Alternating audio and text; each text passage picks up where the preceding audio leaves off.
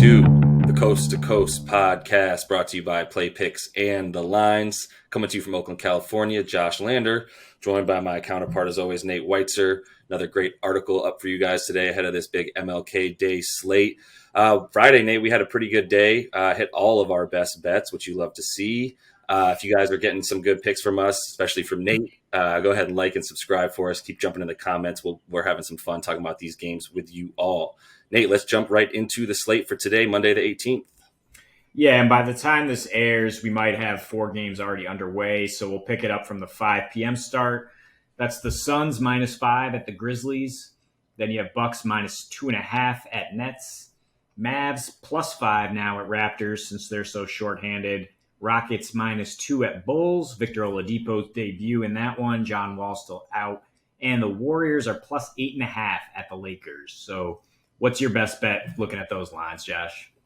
Yeah, I'm going to start with the game that everyone I think is most excited to watch, which is that Nets-Bucks game. I think the first thing everyone's really going to start looking at right away is that total. We all know the Nets right now are sold out for offense with a lack of defense, a lack of depth that they gave away for James Harden.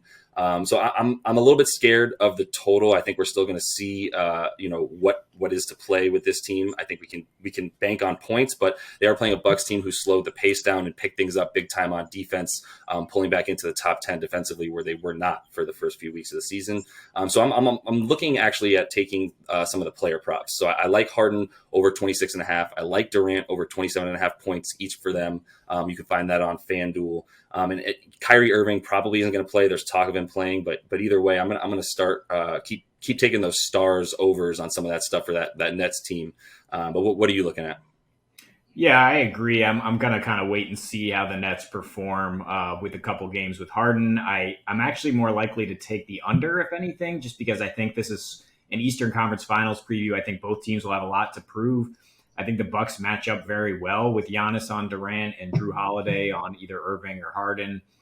And as you mentioned, yeah, the Bucks have slowed it down their last 4. They're 19th in pace, and those games have gone under by 14 points per game. I think that they can try to win this game on the defensive end, and that's just such a huge total opening at 239. I can't really trust it even with all the offensive firepower. I do, however, like as a player prop, Harden's getting +850 to drop a second straight triple-double with the Nets. And especially if Irving's out, he's going to be facilitating a lot. I think he gets those points and assists. It's just a question of him getting enough rebounds, and the Bucks do hoist a lot of threes, so that's plenty of opportunities for him to do that. Speaking of player props, our guy Luka Doncic is basically the last man standing for Dallas right now. They will get Jalen Brunson back tonight, right? But Tim Hardaway Jr. is questionable as well. I think we both only like the over if he plays. I don't think we trust the Mavericks offense if they don't have that sniper to position next to Luka. But one thing I do like is the value the Mavs are getting with Luka props. You look at Luka just +240 to get a triple-double. I love his prop at over 9.5 rebounds. And if you think they can pull out this win, Luka to get 10 rebounds and the Mavs to win is +400 on FanDuel. That could be a pretty nice payout on a smaller bet.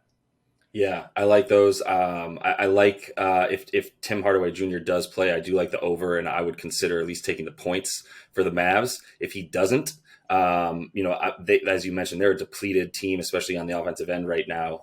Kristaps played 33 minutes last night in that ugly loss to the Bulls, so we'll see what we're going to get from him. But this game is really about keeping an eye on who is playing for the Mavs. If Tim Hardaway Jr. does play, picking that over and taking the Mavs points. If he doesn't play, I'm staying away from the total, but I do like the Raptors, and specifically, I'm going to be live betting this one, looking for what has happened in the first half, as I know that the Mavs have the 5th worst offense in the third quarter in terms of points per in the third quarter this year. So especially coming on the second leg of a back-to-back with a depleted offense, I think after a little break at halftime, legs get a little stiff, and the Raptors love to push it, as we know. So I might take a little wager on the Raptors in the third quarter there. But love all your Luka bets for sure. He is carrying that team, and he's obviously more than capable. But I'm going to move on to the West Coast, where I love to talk about the Warriors and the Lakers, Nate. The line started at 10.5 for the Lakers. It's moved down to about 8.5 now, and on FanDuel and both DraftKings as well. And I really really like the Lakers here. I think they have something to play for. I think they've been playing incredibly well, especially in their last five, as they've beefed up their defense even more beyond the already best defense in the league, in terms of giving their 3-point percentage, their opponent's field goal percentage, opponent's 3-point percentage, all down in their last five as they're on their 5-game win streak. And I don't expect any of that to let up. I also really like the under. I know we both do there. The Warriors are continuing to be seen as this offensive team, just in terms of probably, public perception, and I think Vegas knows that. But in reality, they are now a sort of a more of a defensive team, and Steph is not getting the offensive help he needs on the wings. Wiggins is playing better. Oubre is a non-factor, and obviously Draymond is not even a shell of himself in terms of like what he can produce on offense. So I'm going to go with the under there. They've been failing to score points, and the Lakers don't give up points.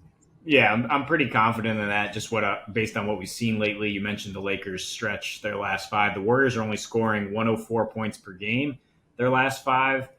So to get that total, you're going to have to count on the Lakers scoring 120 against the Warriors defense that's been pretty solid with Draymond back to anchor that line. They've gone under in 5 straight, and that's by an average of 18 points per game. So absolutely a great bet there. And the last bet I really like tonight is the Bulls, now all the way up to +2 at home against the Rockets. They opened at -1. I think the Rockets are getting a little too much respect because, as we predicted, they came out and won in that first game without James Harden, then fell right back to earth. They are 27th in offensive rating without Harden and Wall in 2 games. And yes, they get Oladipo and Eric Gordon back tonight, most likely. But it's going to take some time for those guys to gel in this completely new system.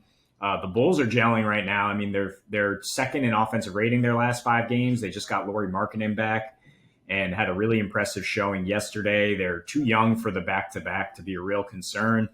So I think they can come out tonight and play very well on both ends of the floor. Something to look at. They're 9-2 against the spread in non-division opponents. They've been a spread darling, and I know it's a small number tonight, but I think they win outright. So I'm grabbing that money line as soon as it becomes appealing tonight. Yeah, I'm with it. I think it is a game to watch if you want to live bet anything as well. But more importantly, I agree that the Rockets, they're John Wall's team now. That's who's going to be the sort of the star of the team, and they're going to play through him. He's not available tonight. Neither is Danwell House. Eric Gordon's still nursing an injury, which seems to be bothering him enough to keep him questionable, even though he's likely to play.